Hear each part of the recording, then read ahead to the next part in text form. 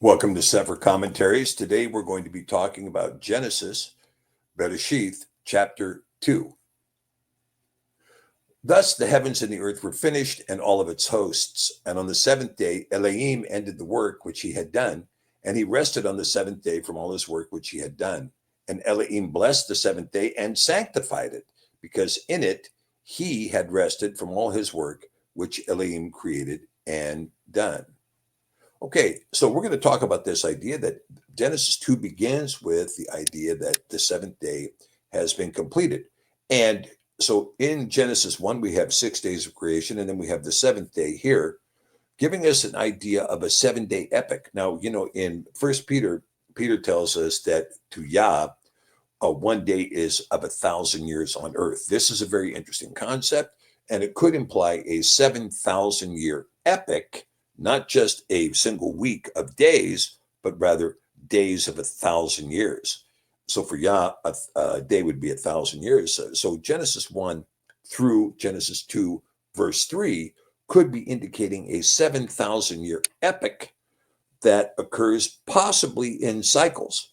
And this group of cycles could be ongoing. You might recall it is written in Chazon, the book of Revelation, where it says, he was, he is, and he is to come. He was in a prior epic, he is in this epic, and he is to come in a future epic. And the cycle of this epic could be a 7,000-year epic. That's what this tends to infer. All right, but let's continue. Now, the seventh day is also another interesting thing because, recently we discovered that in the Portuguese language, their words for the days is first day, second day, third day, fourth day, fifth day, sixth day, seventh day. That's how they count their week. It's very similar in the Hebrew, where you have the same kind of idea of Rishon and Sheni and Shalishi and Revi and Chamshi. But the seventh day in Hebrew is Shavti or Shabbat. It's not Shabbat, it's Shavti, it's Shavi, which is the singular, in the plural, Shabbat. So when you say the seventh day in plural, like if I were going to say, well, all the seventh days of the year, then I would be talking about the Shabbat because it's the plural form of Shavi, which means seventh day. So seventh day and Shavi are the same word, and in the plural, it's Shabbat. Okay, and these are the ages of the heavens and the earth when they were created in the day that Yahweh Elohim made the earth and the heavens. Now, here again, we're going to see something very important for those who want to say there is a distinguishment between Yahweh and Elohim. That's incorrect. These are the ages of the heavens and the earth. Okay, so here he's telling you that what is the ages? Well, it's a 7-day age. And that 7-day age, thanks to Peter's illustration, tells us that it's a 7,000-year age. These are the ages of the heaven and the earth. That is to say, a 7,000-year cycle constituting an age. That's very important when we deal with the age of the Ben Adam or the age of man. This is probably going to be a 7,000-year epic. And so here we see the ages of the heavens and the earth, when they were created in the day that Yahweh Elohim made the earth and the heavens. Now, when did he make the earth and the heavens? Day one. He made the earth and the heavens on day one. And who was the Elohim that made? The Elohim that made the earth and the heavens? Yahweh Elohim. That's who made it. It says right here in Genesis 2, verse 4, Yahweh Elohim made the earth and the heavens. Point blank. Okay, so we don't have to ask ourselves, gee, was it the gods who made the heavens? No, it was Yahweh Elohim. Yah in his plurality. Yah and the authority of the eternal Father. Yah in the power of the Son in the Mashiach. Yah in the 7 ruachot of the 7 ruachot of the 7 breaths of Yahweh. And in verse 5, in every plant of the field before it was in the earth, and every herb of the field before it grew, for Yahweh Elohim had not caused it to rain upon the earth, and there was no man to till the ground. Okay, but a mist went up from the earth and watered the whole face of the ground. And Yahweh Elohim formed the man from the dust of the ground and breathed into his nostrils the name that lives, the Neshama Chaim. And Yahweh caused the man to become a living soul. Okay, now here we go. This is a very interesting concept because if going back to Genesis 1, 2, the idea of tohu bohu and the earth became desolate and a ruin, and destruction was on the face of the depths. So you see that Yahweh created the heavens and the earth, but the earth would become a desolate and a ruin. Destruction was on the face of the depths. Well, that's very interesting, because now we see that when we get into Genesis 2, all of a sudden we can see that man is created, and we can see that man is created to till the ground, because there was no dew on the face of the earth, because it had been a destruction and a ruin. And Yahweh Elohim planted a garden eastward in Eden, and there he put the man whom he had formed. And out of the ground Yahweh Elohim made every tree grow that is pleasant to the sight and good for food. So we see that man here is created on the second day of this second epoch. He's created before that the trees and the plants and all these were placed in the garden. He's done this before this, right? So this is quite interesting. So we can see the possibility of two epochs. A prior epoch in Genesis 1, where you see Zakar and Nekeba, mankind, they're referred to as Adam. Let us create man, Adam, which is a euphemism for mankind, meaning both male and female, a euphemism, meaning both male and female. And so we can see this euphemism being used, mankind, Adam. But later, this word Adam is going to be used to describe, in particular, this one who caused, that Yah caused to become a living soul. Now, again, going back to 2:7, and Yahweh Elohim formed the man, Adam, from the dust of the ground, and breathed into his nostrils the name that lives, the Neshama Chaim. The Neshama, that's the name, Chaim, that lives. And Yah caused the man to become a Nefesh Chaya, a living soul. Okay, so this is interesting, because you might recall again in Genesis 1 that man was formed, male and female. He formed them in the image and likeness of Elohim. But here we see that man is formed from the dust of the ground and has breath blown into his nostrils, and causing him to become a living soul. And Yahweh planted a garden eastward in Eden. There he put the man whom he had formed. And out of the ground Yahweh Elohim made every tree grow that is pleasant to the sight, good for food.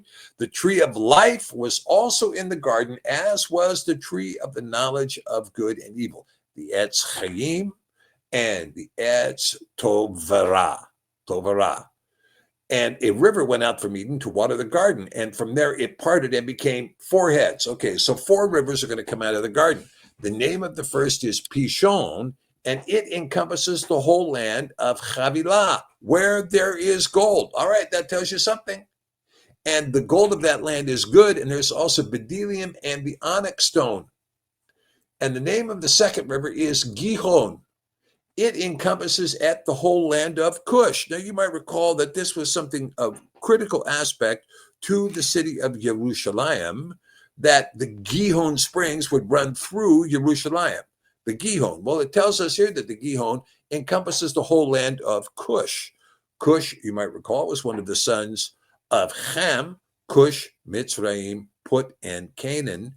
And Cush was given a land grant, which appears to be in the eastern horn of Africa.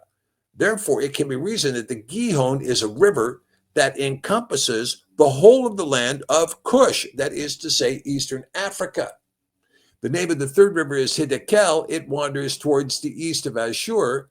And the fourth river is Perath.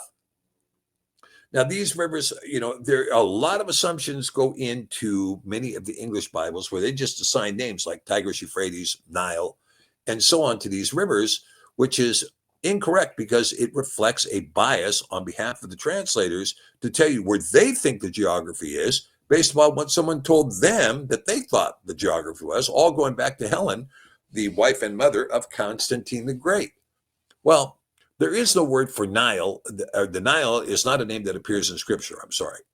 Let me rephrase that. The Nile is not a name that appears in Scripture. What we see is these rivers. We see the Pishon, the Gihon, the Hiddekel, and the Perath. And some people say, well, the Perath, that is short for Euphrates, the Euphrates, right? However, I don't think that's the case. I think these four rivers are elsewhere. For instance, I think the Pishon and the Gihon are both names that describe the Nile River. the Pishon being the White Nile and the Gihon being the Blue Nile. The Blue Nile is the one that encompasses the whole of the land of Cush.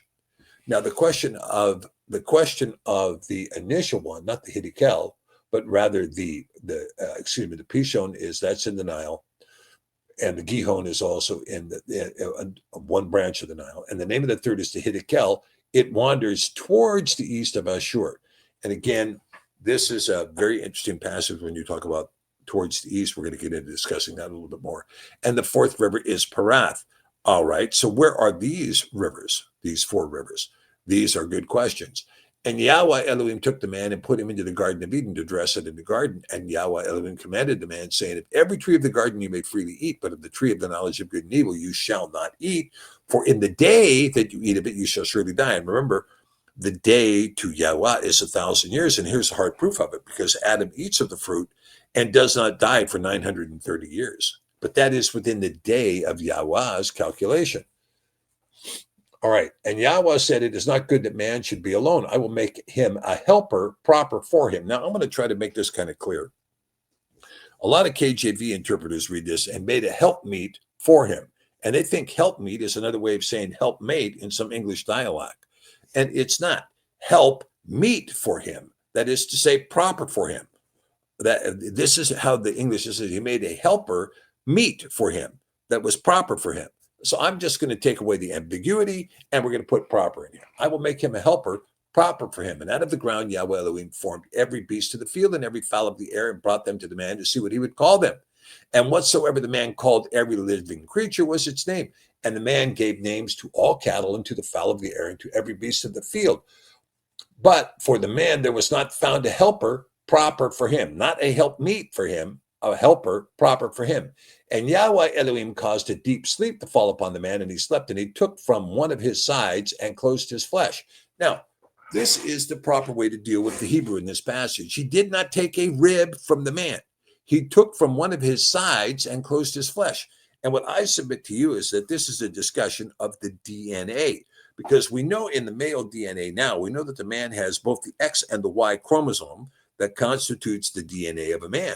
But a woman has X and X, because what happened? He took from one of the sides of the man, which was the X side of the DNA, replicated the X side of the DNA, and he used that X and matched it with another X DNA that was the creation from heaven. And this is what's quite interesting about female DNA. There's two X chromosomes, but they're different. They're different from each other. One has a natural mankind element, and the other one has a spiritual element, if you will. So we can see that in Yah's creation of man, X and Y DNA, but in Yah's creation of woman, the X was replicated from the man and joined with a new miraculously created X to create the woman. And from the side which Yahweh Elohim had taken from the man, he made woman and brought her to the man. Now, it's interesting here that the word for woman is not nekebah. It's not female. It doesn't say that Yahweh created a female. It says created a woman. And the word there is isha, and it brought her to the man. And the man said, this is now the bone of my bones and flesh of my flesh, and she shall be called woman, because from the man she was taken. Well, again, you're seeing this idea. She's flesh of my flesh and bone of my bones. Why? Because it's the same DNA. The DNA is still there, the same DNA. Therefore shall a man leave his father and his mother shall cleave to his woman, and they shall become one flesh. And they were both naked, Adam and his woman, and they were not ashamed. Now, the word Adam is also quite interesting, because in the Hebrew, we see that Adam is, you have this prefix, the aleph in the prefix, and the word there, the underlying word being dam, which is Hebrew for blood. So the prefix aleph is I will be. So the word Adam means I will be blood. Well, who's the I will be blood? This is Yah who says I will be blood. And we're going to see here that when we deal with this now, we go back to Genesis 1:1, we can see that what we saw created there was, and Elohim said, let us make man in our image and likeness. And Elohim, he created them in his image and likeness. Male and female, he created them. Nakar and Zekebah. So this group that was populated in this first epoch of 7,000 years, this group can be understood as the Beni Elohim, because Elohim was the founder. The way it is categorized and structured in Genesis 1 it assigns the creation of male and female of mankind, that is to say, Adam, it assigns to them as the author and creator, Elohim.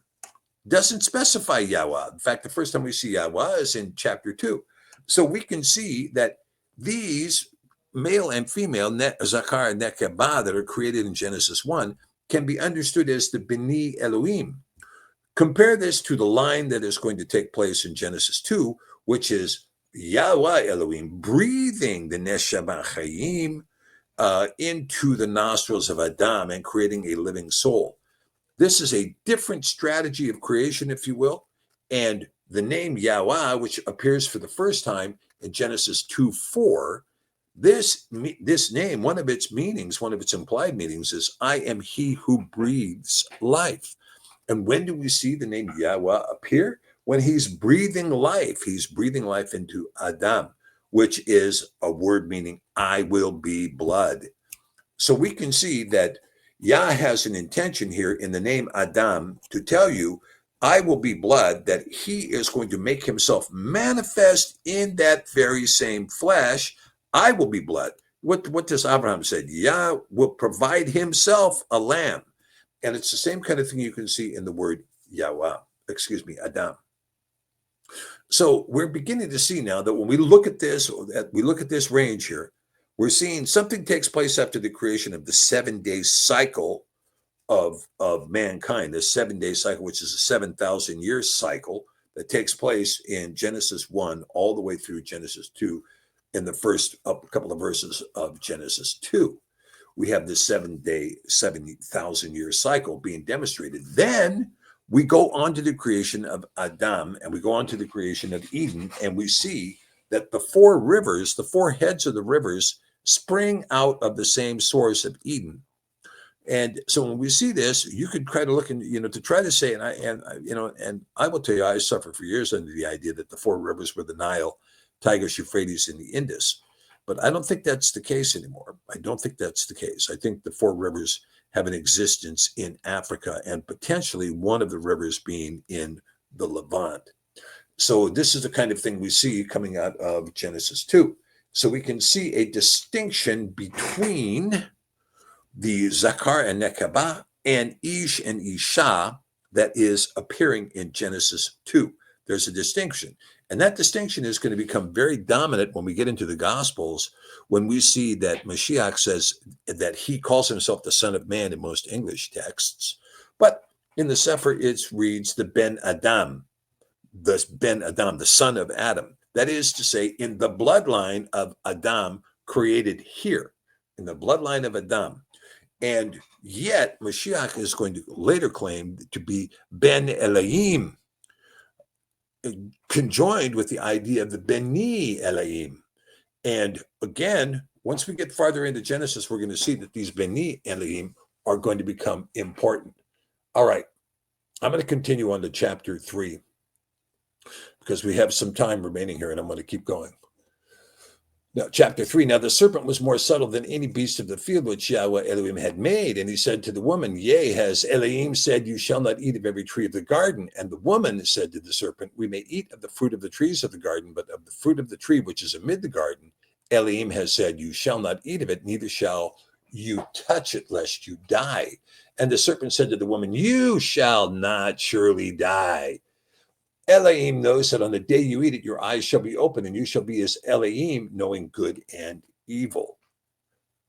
And when the woman saw that the tree was good for food, and that it was pleasant to the eyes, and a tree to be desired to make one wise, she took of its fruit and ate, and gave it to her man with her also, and he ate. Now, we can talk about this all day long, but the idea here is that, Hua was deceived by the serpent, and Adam was not. Adam knew, but Hua did not believe that what Yah had told her. Instead, she believed the serpent who was lying to her. Okay, so we can talk about that being a fraud or whatever, however you want to talk about it. But the idea of the knowledge of good and evil, is knowledge a bad thing? I don't think so. I mean, knowledge is one of the things we're called to, Bina, Chokmah, Da'at, to have knowledge. It is the knowledge of the Father and the Son that brings eternal life.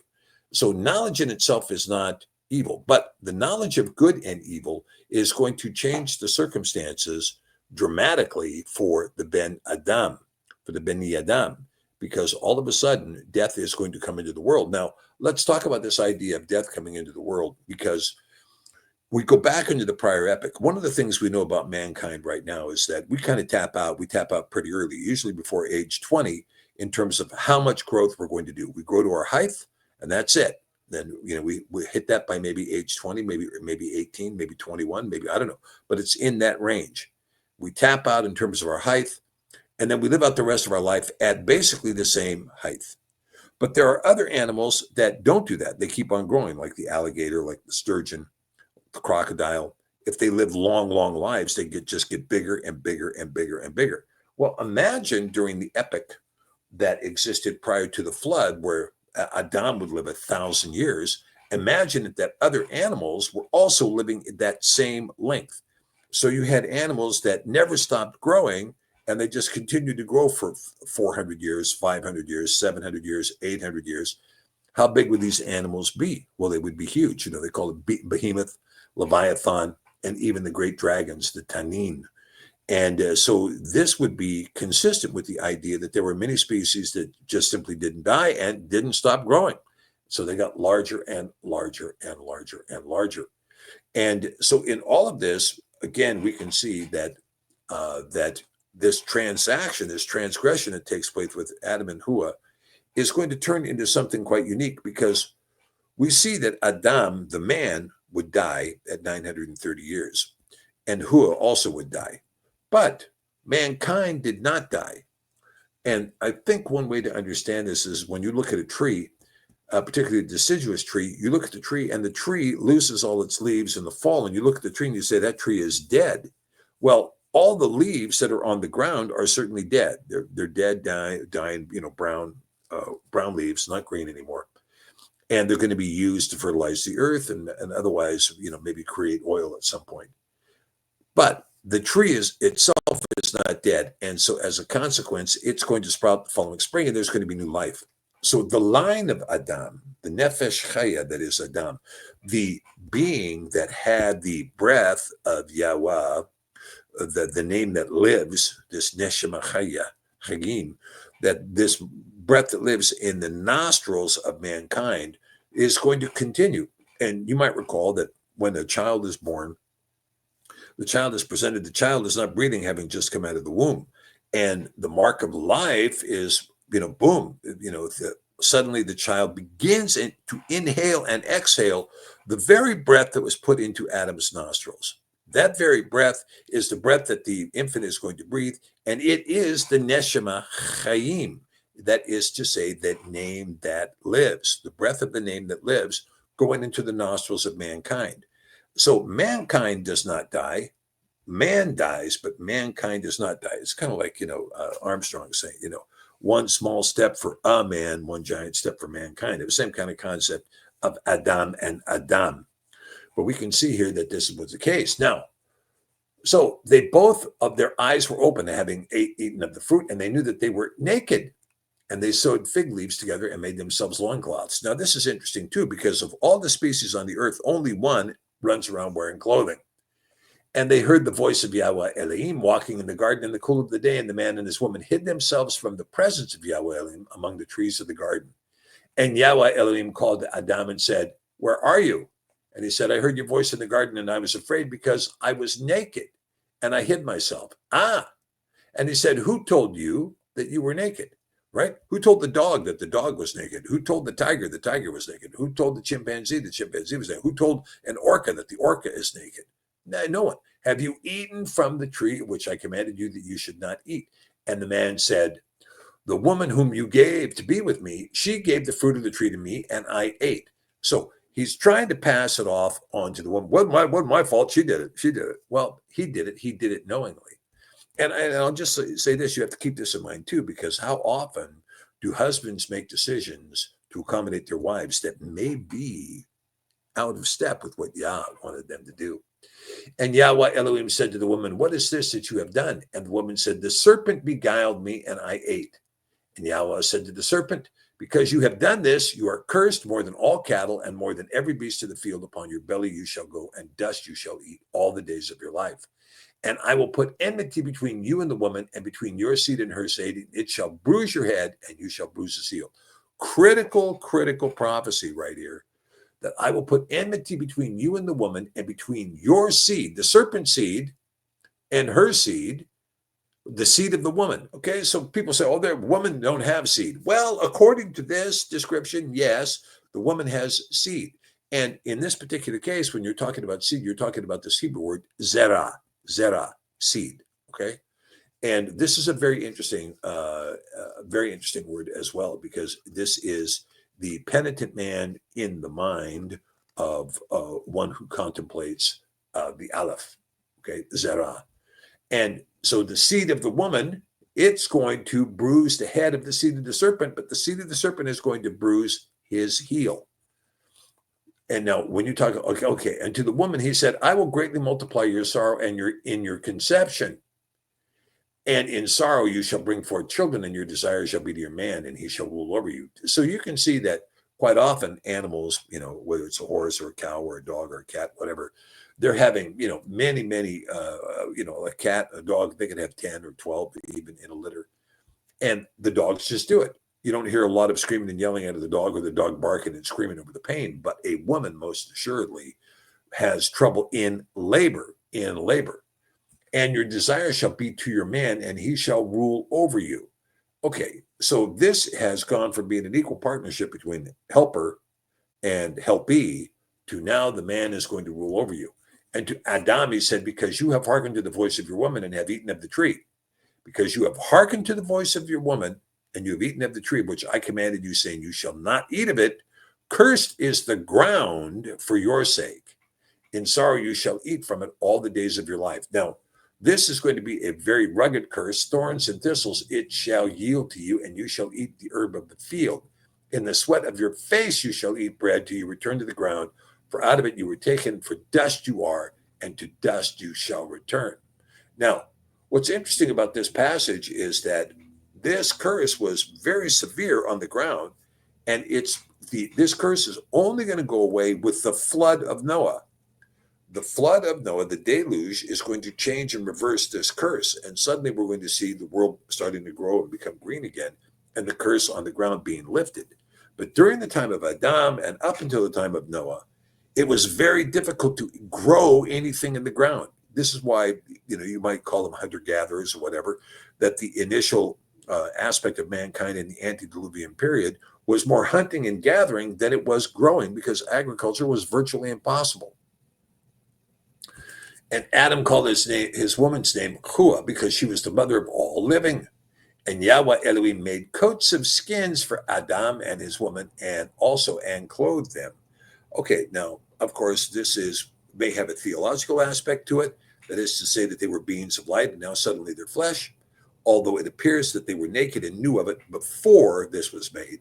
And the fact that there's coats of skins being made means that animals were slaughtered to create the coats of skins, which is a big question inside the community, because the community wants to know whether or not Adam and Hua were vegetarians as proposed by the Essene gospel of the humane gospel of the Essenes. And it doesn't look this way. It looks as though Yah intended animals to be slaughtered. And Yahweh Elohim said, behold, the man has become like one part of us, knowing good and evil. Now lest he put forth his hand and take also of the tree of life and eat and live forever. See, it became like one part of us, knowing good and evil. Not like one of us entirely, but one part. Therefore, Yahweh Elohim would send him from the Garden of Eden to till the ground from which he was taken. So he drove out at Adam, and he placed at the east of the Garden of Eden cherubim, and at a flaming sword, which turned every way to guard the way of the tree of life. Yes, we know that this is probably a cross-dimensional idea, that there is this cherubim that is with the flaming sword, which is not something you go there and you say, oh, gee, this guy's got a flaming sword, he's going to work me over with it, but rather a dimensional shift that does not allow mankind to see the entrance into the Garden of Eden ever again, and the way to the tree of life. Okay, this concludes our recording for Genesis 2 and Genesis 3. Thank you for joining me, and we will see you tomorrow.